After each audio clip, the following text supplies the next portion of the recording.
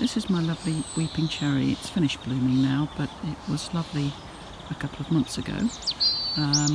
But it kind of is on the edge of a slightly wild area. This used to be a pond which had so many leaks I filled it in, and we've got a lovely mighty in its full glory up here. Really nice. This is the fruit cage. It needs quite a lot of work doing in here, but I've got raspberries, strawberries and blackcurrants. I need to get the roof on this before the birds come and eat everything. Then we go across. These are my little raised beds. I've got some garlic in there, left over from last year, some beetroot. I think the rabbits have eaten more or less everything else. I do need to do something about that. When I can, I'm going to get out and get some posts and try and fence it off completely.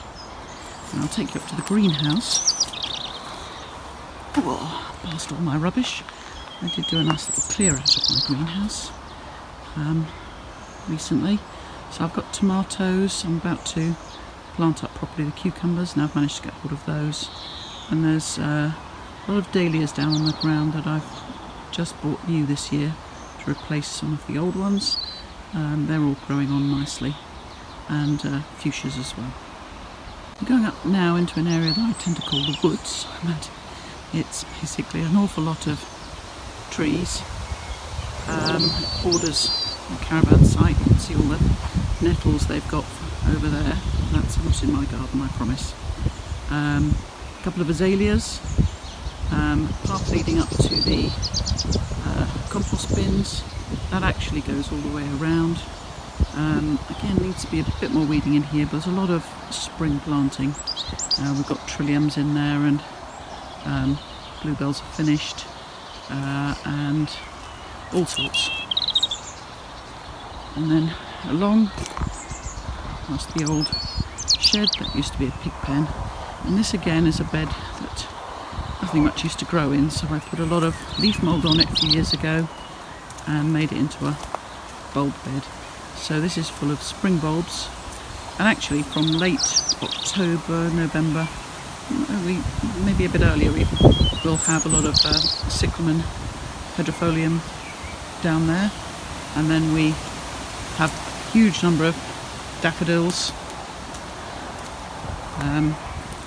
and all sorts growing in here. So that's all rather nice, and a bench to enjoy it on.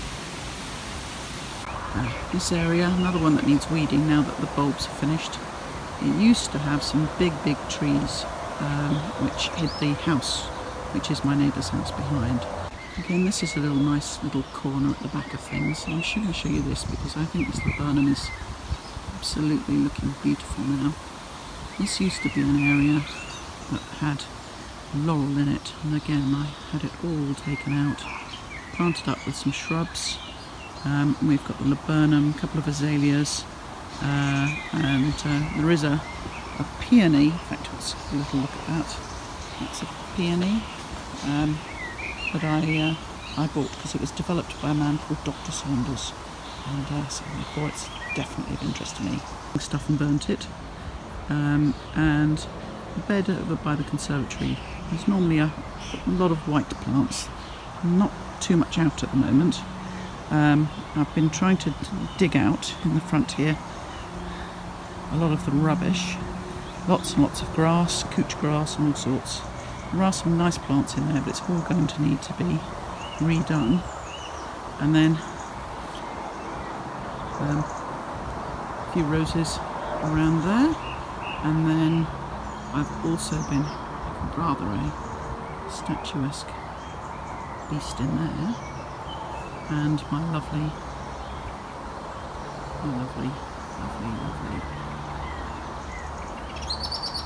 silver birch.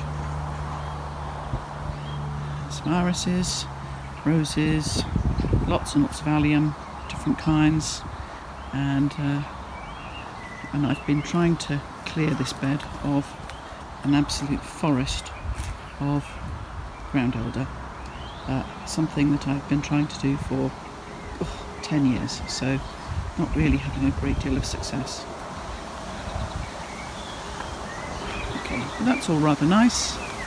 And then just a bit of lawn there. I've cleared some trees where I'm thinking of putting a new entrance in here and turning part of this into a parking area, so it's all been cleared down the bottom. Oh, my dog's going to have a little roll now. Yes, he's enjoying the sunshine. The winter flowering plants close to the house, so that when it's too wet to go out on the garden, you at least get the benefit of the smell. A few grasses in here, mostly different versions of different varieties of the same sort of type of grass. And I've got this is my lovely tree peony, that's just finished blooming now. It was beautiful yellow earlier in the year. The Mahonia at the back is also covered in a pink and yellow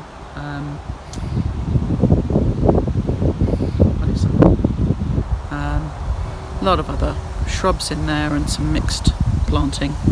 I will put some dahlias in here a bit later. There's quite a lot of spring plants at the moment. And if we move a little bit further up, I've got roses on the back of the garage, and then these are some apples and some pears that I grafted. I am hoping that I will get some pears this year, but so far, even though I've looked after them, perhaps I've not been doing it right, or the weather's not been right, but hasn't actually worked terribly well. Through now from the big lawn, through a little lovely honeysuckle archway. But I put a metal one in because the wooden one that used to be there fell down. And up there is what I used to cut. It's my Paulownia. I used to cut it for the big leaves, but to be honest, it's getting a little bit big for its boots, so I cut off the lower branches and let it grow up, and now I've got flowers. Gutinus, it's looking rather nice. In fact, here we go, here are some of the flowers that have fallen off the Paulownia. Aren't they lovely? Really nice.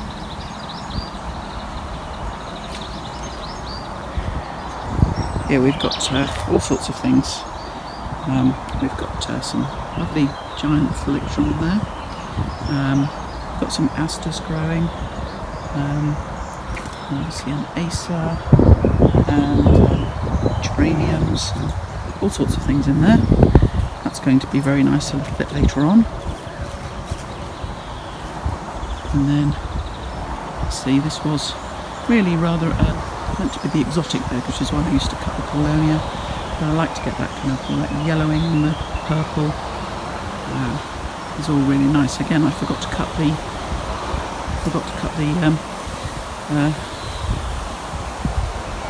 thingamajig, and that's going to flower. So I'm going to have the benefit of flowers. Obviously, the bamboo is rather taking over. I need to do some really serious digging. Look at the size of these.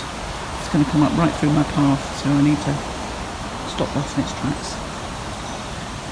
Fjord shrubs, these are all about to come into flower. A seat that I never get to sit in, and right in the back of the house. This is where generally I'm feeding the birds a lot. I am going to probably grass over this area because nothing grows very well, because there's actually a whole load of concrete not very far under this soil. And then we've got a lot of lilies. I have given in this year because I really struggled to keep on top of pulling off all the little red lily beetles. So this year I've actually sprayed them, but it's the only thing I spray in the garden.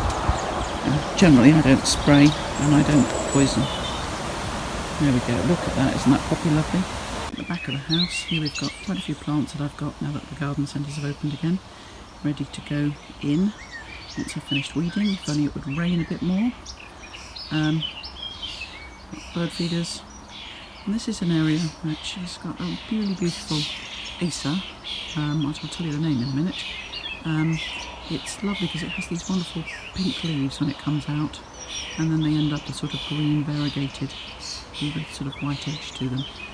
So that's rather lovely. There's hostas in here,